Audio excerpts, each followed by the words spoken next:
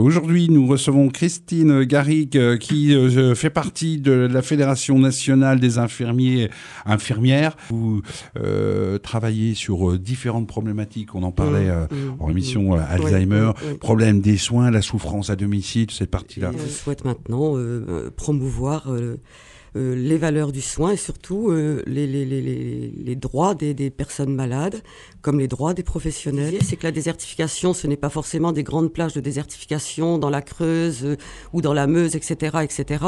Ce qui se passe en ce moment, c'est que vraiment, elle s'installe un petit peu partout d'une façon perverse, dans des zones parfois de densité ou de surdensité.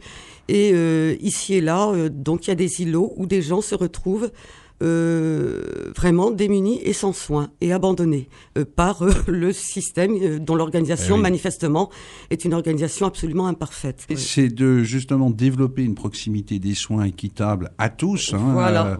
Là, et donc de revenir vers l'hospitalisation à domicile, vers les soins à domicile.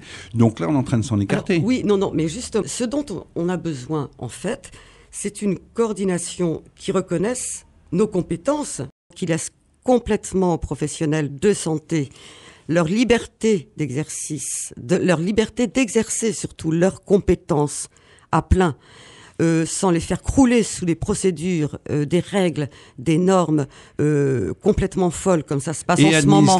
On étouffe le professionnel de santé. Qu'il y ait des passerelles qui se créent entre les professions médicales et paramédicales, c'est-à-dire que des actes de médecins soient effectués par les infirmiers et les infirmières. Qu'en pensez-vous ? Qui m'inquiète plus. Il ne faudrait pas que ça cache autre chose, c'est-à-dire le refus de reconnaître aux infirmières des compétences qu'elles ont déjà, qui sont dans leur texte, et qu'on ne leur donne pas la possibilité d'exploiter. Ah, ça c'est une chose. Et ça, c'est très grave, et c'est ce qui se passe en ce moment. On encourage de plus en plus le vieillissement et la fin de vie à domicile. Alors, on ne peut pas avoir deux langages.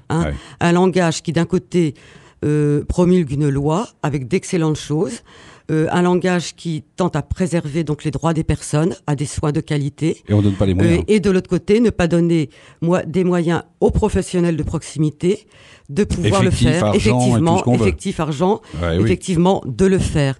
On a beaucoup d'éditeurs qui nous posent plein de questions. Ça va être, je pense, sujet ensemble à réflexion pour une prochaine émission. Vous serez dans mon invité. Encore merci Christine, à très bientôt. Merci à vous.